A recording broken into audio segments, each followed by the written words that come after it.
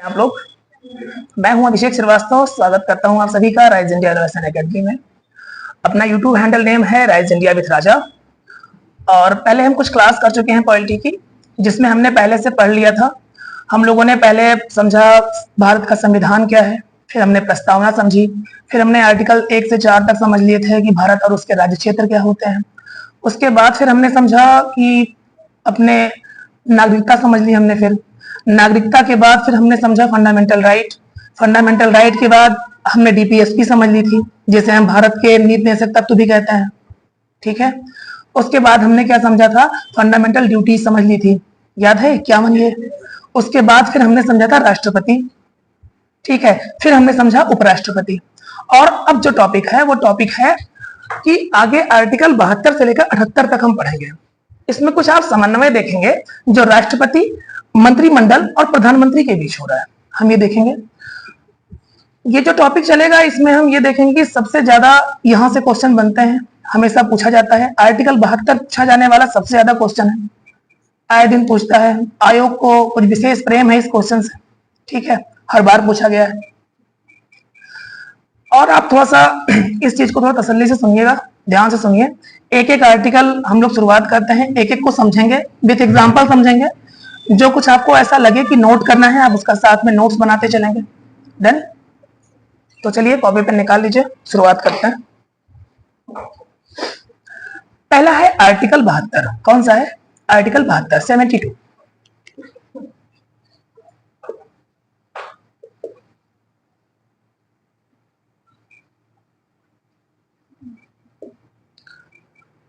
Article 72 में क्या है कि राष्ट्रपति अपने होते हैं ना, राष्ट्रपति महोदय। राष्ट्रपति महोदय को एक शक्ति दी गई है जिसे कहते हैं दया याचिका या क्षमादान। क्या कहते हैं?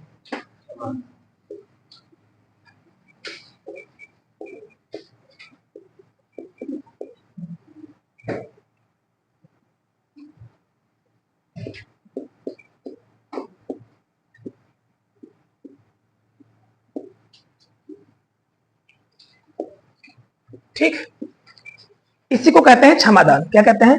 क्षमादान। बात समझ रहे हैं?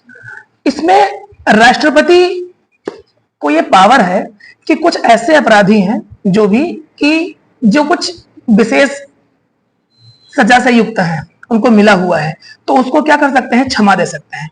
वो कौन कौन सी कैटेगरी है पहले ये समझ लेते हैं। तो पहला है कोर्ट मार्शल। नाम सुना है आप लोगों ने? एक होता है सैन्य न्यायालय। क्या होता है?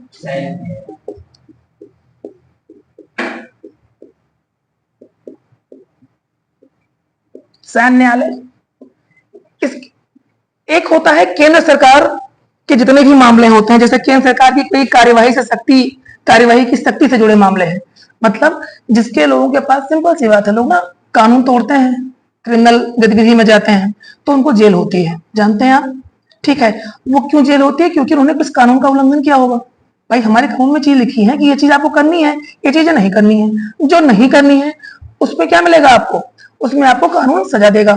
समझ पा रहे हैं? और ये कौन लगाता है? संसद लगाती है कानून। तो इसलिए किसके? केंद्र सरकार की कार्यवाही शक्ति से जुड़े जितने भी मामले हैं। बात समझ में आई? बात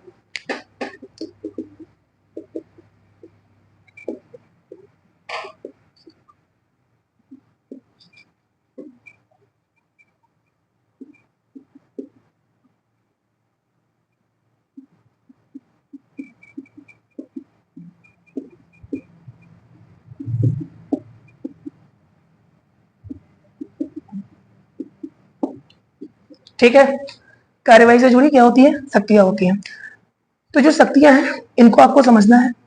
अगला हम समझेंगे कि किसी को मृत्युदंड हो जाए। क्या हो जाए? मृत्युदंड। बात समझ पा रहे हैं मृत्युदंड का?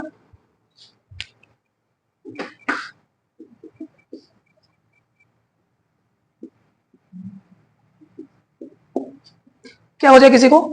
मृत्युदंड। डन। मृत्युदंड का क्या हो जाएगा? मृत्युदंड में ये हो जाएगा। अब बात समझिए, इस 3 टाइप की शक्ति क्या करेगी? अगर ऐसा कोई किसी के ऊपर कोई समस्या है, ठीक है, अगर कोई कहीं पे बंद है, जेल में बंद है, जैसे किसी का कोर्ट मार्शल हो गया। कोर्ट मार्शल समझते हैं? सेना के अधिकारी अगर आप हैं, क्या हैं?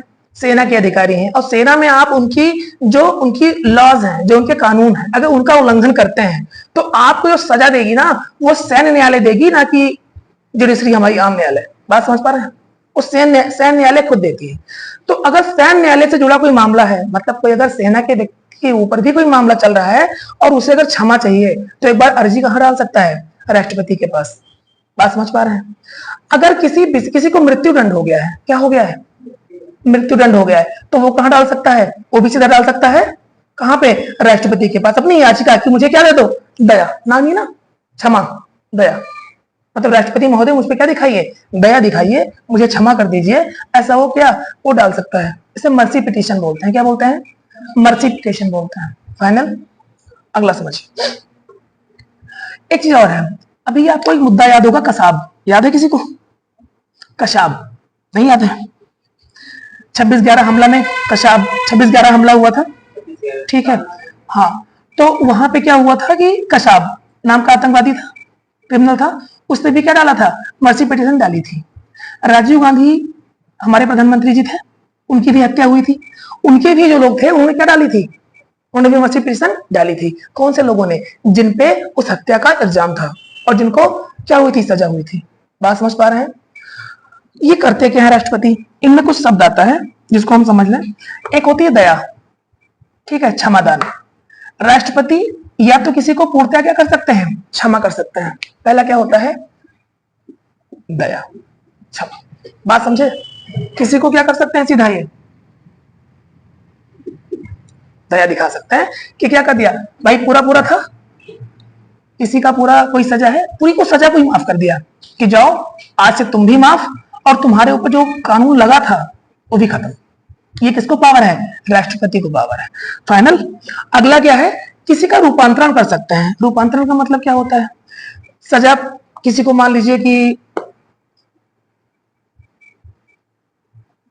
किसी को ऐसा समझ लीजिए कि आजीवन कारावास हो गया। क्या समझ लीजिए? आजीवन कारावास। किसी को आजीवन कारावास हो गया तो उसे 5 साल 10 साल की सजा में बदल सकता है। बात समझ पा रहे हैं? अगला क्या है? 3 चीजें और होती हैं। एक होता है स्थगन, एक होता है राहत, एक होता है उपशमन। क्या होता है? स्थगन, राहत और उपशमन। ठीक, स्थगन, राहत और उपशमन समझ लीजिए। ऐसे वीडियो बहुत लंबी हो जाएगी, मैं जल्दी समझा दे रहा हूं आप लोग, ठीक है, इसीलिए थोड़ा सा। तो स्थगन में क्या होगा कि चीजों को कुछ समय के लिए रोक दिया गया है, ठीक है। बात समझ पा रहे हैं?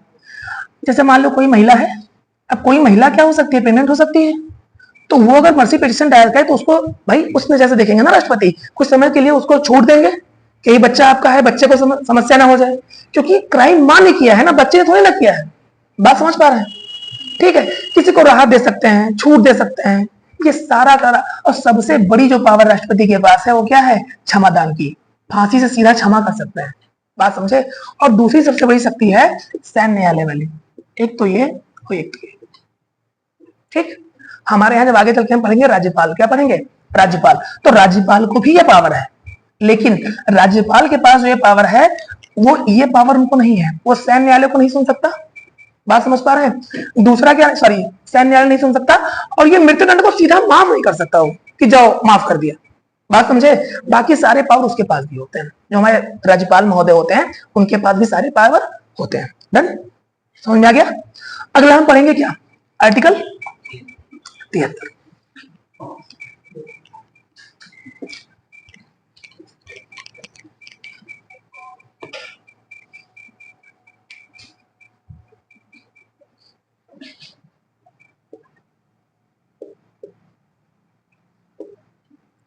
आर्टिकल 73 में क्या है? आर्टिकल 73 में है कि केंद्र सरकार की कार्यकारी शक्ति, क्या? केंद्र सरकार की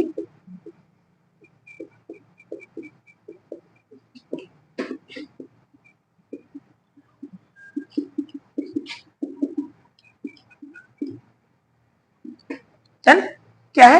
केंद्र सरकार की कार्यकारी शक्ति। समझो, बहुत आसान है। केंद्र सरकार वहीं तक कार्य करेगी जहां तक उसकी पावर है। पावर कैसे होगी? देखो, हमारे यहाँ के जो संविधान है ना, संविधान में सबके काम बांट दिए गए हैं, ठीक। उसमें क्या कहते हैं हम?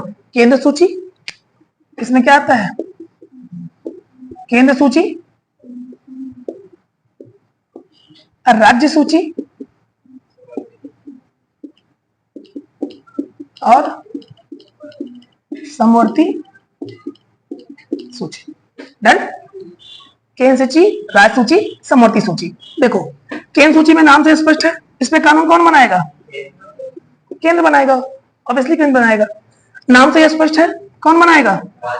राज्य बनाएगा। समवर्ती सूची में कौन बनाएंगे? दोनों बनाएंगे। बात समझे? कौन बनाएंगे? दोनों बनाएंगे। अब बात समझो, एक जो मेन बात यह है कि अब दोनों को बनाना ही था तो कुछ तो मतलब होगा। मान लो ये भी तो हो सकता है कि एक ही कानून पे दोनों पावर बना दे। कोई कानून, भाई कोई एक मुद्दा है, एक विषय है और उसी विषय पे दोनों ने कानून बना दिए। केंद्र ने केंद्र में बना दिया, राज्य ने राज्य बना दिया, तो किसका माना जाएगा? ये भी तो बात है। तो सिंपल सी बात है, केंद्र का माना जाएगा। किसका माना जाएगा? केंद्र का माना जाएगा। फाइनल। तो मतलब कि इनकी कार्यकारी शक्ति कहां तक है? जहां तक इनकी सीमाएं हैं। सीमाएं कहां तक है? केंद्र सूची तक, राज्य सूची तक, समवर्ती सूची तक। जब हम बाद में अनुसूची पढ़ेंगे तो अनुसूची में आपको मैं डिफाइन करवा दूंगा कि कितने विषय हैं, कौन कौन से विषय होते हैं। ठीक है, सारा वहां पे हम लोग पढ़ लेंगे। फाइनल। अगला हम पढ़ेंगे कि आर्टिकल 74। क्या पढ़ेंगे? आर्टिकल 74, मंत्री परिषद की सहायता। क्या? मंत्री परिषद की सहायता और सलाह किसकी? समझो।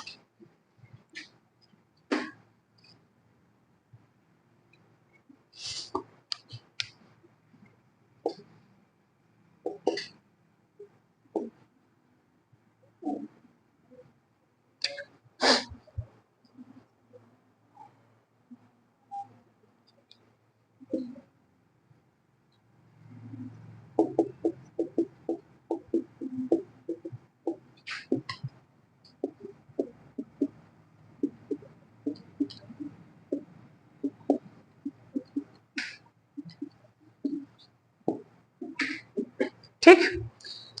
हाँ, तो मंत्री परिषद का क्या नियम है? क्योंकि इसको सलाह देगा, राष्ट्रपति महोदय को क्या करेगा? सलाह देगा। समझ पा रहे हैं? क्या कहेगा? मान लीजिए कि राष्ट्रपति महोदय, जैसे कोई बिल आया है, ठीक है, देखो एक बात समझो, हम लोगों ने पहले भी समझ लिया है पुरानी क्लासों में अपने, एक बात समझ ली है कि अगर कोई भी कानून बनता है तो कानून कैसे बनता है? बिना राष्ट्रपति के जब भी स्वीकृति नहीं मिलेगी कानून नहीं बनेगा।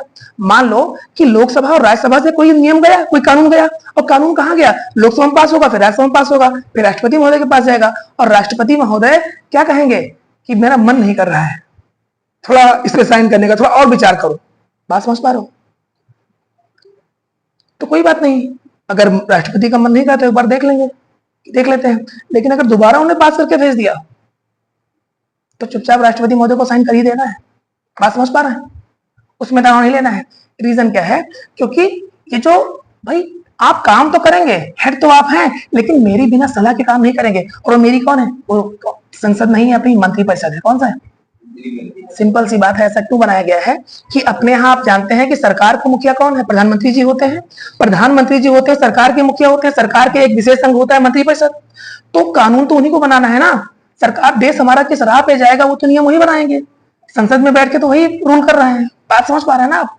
और जब ये बन के आ रहा है तो बिना उनकी सहायता के काम नहीं होगा। ठीक है, उनकी बात माननी ही पड़ेगी। कौन को? राष्ट्रपति को। एक बार अगर राष्ट्रपति ने कह भी दिया मान लीजिए, तो दोबारा अगर दोबारा पास करके भेज दिया तो चुपचाप से साइन कर देना है। ठीक है, फाइनल हो गया। अगला समझ, अगला कौन सा है? आर्टिकल 74 नहीं 75 ना।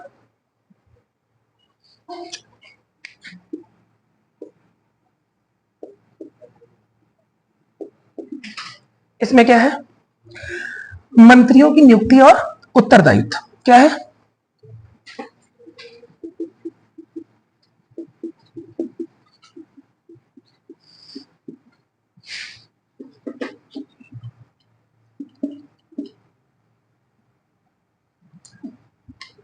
मंत्रियों की नियुक्ति समझिए। ठीक है, क्या है? मंत्रियों की नियुक्ति। ठीक, मंत्रियों की नियुक्ति में यह है कि समझिए मंत्रियों की नियुक्ति कैसे होगी। मतलब मंत्री बनेंगे हमारे, जब हमारी संसद चुन के आएगी, नई नई लोकसभा चुन के आएगी, ठीक है, क्या राज्यसभा चुन के आएगी तो उसके मंत्री बनाए जाएंगे, सत्ता सरकार अपनी मंत्री बनाएगी, लेकिन मंत्री बनाएगी तो वो मंत्रियों को बनाएगा कौन, वो मंत्री को जो अपॉइंट कौन करेगा, वो करेगा राष्ट्रपति। बात समझ पा रहे हैं? भले ही उसको आप, लेकिन सूची कौन बनाता है, प्रधानमंत्री जी बनाते हैं, फिर कहते हैं कि उनको बना दीजिए और वो तुरंत बना देते हैं। बात समझे, समझ में आ नहीं आ रहा है? ठीक है, एक बात और, मंत्री जो होते हैं वो राष्ट्रपति के प्रसाद पर्यंत होते हैं। किसके प्रसाद पर्यंत होते हैं? राष्ट्रपति के। प्रसाद पर्यंत क्या होता है? तो प्रसाद पर्यंत ये होता है कि जैसे जब तक प्रसाद है तब तक आप मंत्री हैं, मतलब कि राष्ट्रपति महोदय जब चाहे तब मंत्री को हटा सकते हैं और जब जिसको चाहे उसको मंत्री बना सकते हैं। हालांकि वो जब चाहते हैं तब नहीं कर पाते हैं, जब लोग जो सरकार का मुखिया है वो जब चाहता है तभी कर पाते हैं, लेकिन फिलहाल ये व्यवस्था है। बात समझ पाए? उनके ही प्रसाद पे वो क्या है, टिके हुए हैं। जब तक उनका आशीर्वाद मिला हुआ है तब तक वो मंत्री हैं, आशीर्वाद खत्म, मंत्री पद खत्म। डन? समझ पा रहे हैं? अगला क्या है कि जो मंत्री होते हैं वो सामूहिक रूप से किसके प्रति, लोकसभा के प्रति उत्तरदायी होते हैं। ठीक है, अगर एक मंत्री ने कुछ गलत किया, दूसरे मंत्री ने कुछ गलत किया, एक दूसरे में कहीं गतिरोध हो गया तो अविश्वास प्रस्ताव आने में देर नहीं लगेगी, तुरंत अविश्वास प्रस्ताव कहां जाएगा। बात समझ पा रहे हैं? डन? चलिए, जैसे कि आप ऐसा समझिए कि मतलब कोई भी अविश्वास प्रस्ताव मान लीजिए एक मंत्री के ऊपर भी आ गया, अगर जैसे ऐसा समझिए कि अगर मंत्री महोदय हैं और मंत्री महोदय के ऊपर अविश्वास आ गया, ये अविश्वास प्रस्ताव कौन लाता है, विपक्ष लाता है हमेशा। अगर आ गया तो मंत्री महोदय को चुपचाप क्या करना है, अगर अविश्वास प्रस्ताव पास हो गया तो पूरी, एक लोगों को नहीं, पूरी की पूरी मंत्रिमंडल को क्या देना पड़ेगा, इस्तीफा देना पड़ेगा। बात समझे? समझे? ये बात हो रही है। अगला आर्टिकल 76,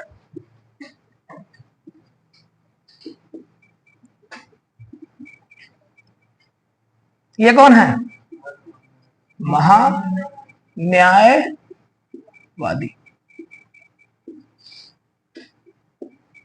फाइनल, महान्यायवादी।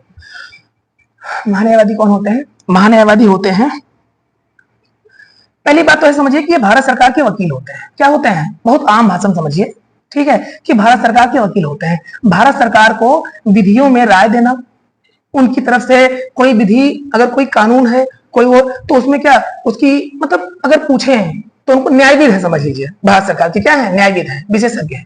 डन? समझ पा रहे हैं? अगला समझिए, इनको क्या मिलता है, पारिश्रमिक मिलती है, दिहाड़ी मिलता है। क्या मिलता है? पारिश्रमिक। देखो समझो, इसमें उचित पारिश्रमिक इनको दिया जाएगा। पारिश्रमिक सब लिखा है, इसे मैंने दिहाड़ी कर दिया, बाकी ऐसा कोई बात नहीं। समझ पा रहे हैं? जितना काम करेंगे उतना वेतन मिलता रहेगा। ठीक, अगला क्या होता है कि इनकी योग्यता, क्या योग्यता, जो व्यक्ति सुप्रीम कोर्ट, किसके, सुप्रीम कोर्ट का जज बनने की अहर्ता रखता है, उसे किसी भी व्यक्ति को राष्ट्रपति महोदय क्या बना सकते हैं, भारत का महान्यायवादी बना सकते हैं। बात समझे? योग्यता क्या है, नोट कर लीजिए इस चीज को, योग्यता वही है जो सुप्रीम कोर्ट की है, जो सुप्रीम कोर्ट के जो मतलब न्यायाधीश हैं, जो उनकी योग्यता है, अहर्ताएं हैं, वही इनकी है। ठीक है, अब उनकी क्या अहर्ताएं हैं, चलेंगे जब सुप्रीम कोर्ट समझेंगे, पढ़ेंगे न्यायालय, तो वहां समझ लेंगे। समझ पा रहे हैं? चलिए,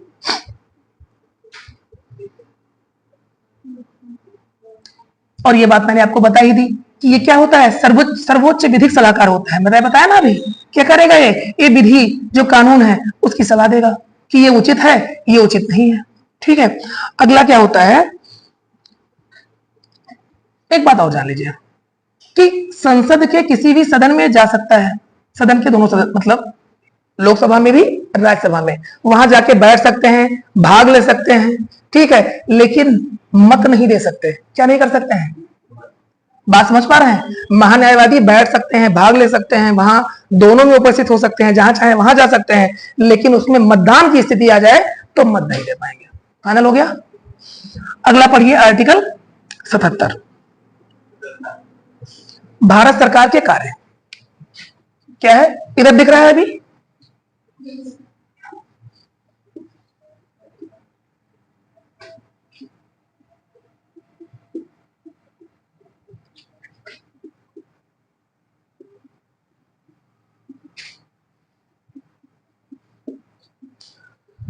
भारत सरकार के कार्य, क्या भारत सरकार के कार्य, भारत सरकार के जितने भी कार्य होंगे वो किसके नाम पे होंगे?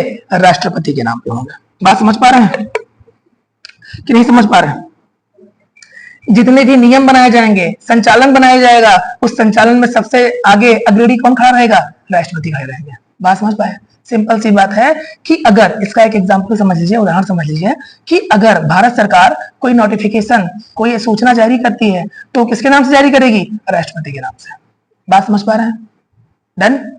चलिए अगला है आर्टिकल 78। यहां लिख दें आर्टिकल 78।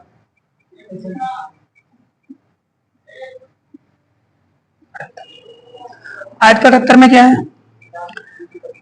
राष्ट्रपति के प्रति प्रधानमंत्री के कर्तव्य। किसके? के प्रति प्रधानमंत्री के कर्तव्य।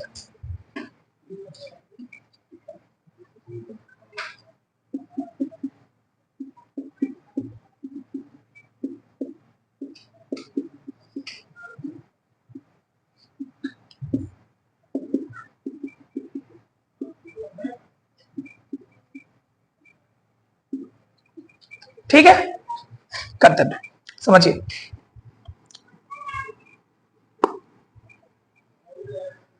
ऐसा कोई भी काम भारत सरकार में नहीं होगा जिसकी जानकारी प्रधानमंत्री महोदय राष्ट्रपति को ना दे। राष्ट्रपति को हर चीज की जानकारी होनी चाहिए। ये क्या करता है? हमारा संविधान नियम निकालता है, बनाता है, इसके लिए विधि है। बात समझे? अगला काम क्या करेगा? प्रशासनिक विषयों की जानकारी भी किसको देगा? राष्ट्रपति को देगा। ठीक है, कोई भी प्रशासन, एडमिनिस्ट्रेशन में कोई भी काम हो रहा है तो उसकी जानकारी किसको देगा? राष्ट्रपति को देगा। राष्ट्रपति द्वारा मांगी गई कोई भी जानकारी जो राष्ट्रपति चाहते हैं कि ये मुझे इमीडिएटली चाहिए, वो कौन देगा? प्रधानमंत्री की जिम्मेदारी है, कर्तव्य है उसका, क्यों किसको का? वो राष्ट्रपति को प्रोवाइड कराएं, उनको पहुंचाएं उनके तक। समझ पा रहे हैं? अगला क्या है? ऐसा समझ लीजिए कि कोई समझौता हो रहा है। क्या हो रहा है? एग्जाम्पल समझते हैं कि मान लीजिए कि हमारा किसी के साथ कोई समझौता हो रहा है, रक्षा गृह मंत्रालय का समझौता, कोई भी समझौता हो रहा है। बात समझ पा रहा है? किसी अदर से भी हो रहा है, कोई कंपनी भी हो सकती है, कोई देश भी हो सकता है, तो उसकी जानकारी प्रधानमंत्री महोदय किसको देनी पड़ेगी? सर्वप्रथम राष्ट्रपति को देनी पड़ेगी। ये प्रधानमंत्री के कर्तव्य है।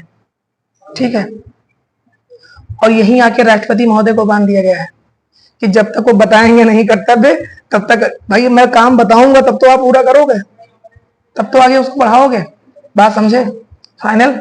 इसी के साथ हमारा आर्टिकल 78 खत्म होता है। ठीक है, अगली पार्ट हमारी रहेगी संसद की, जिसमें हम संसद पढ़ेंगे। ठीक है, इसको अच्छे से रिवीजन करिएगा और अगली क्लास जरूर देखिएगा। ठीक है, थैंक यू।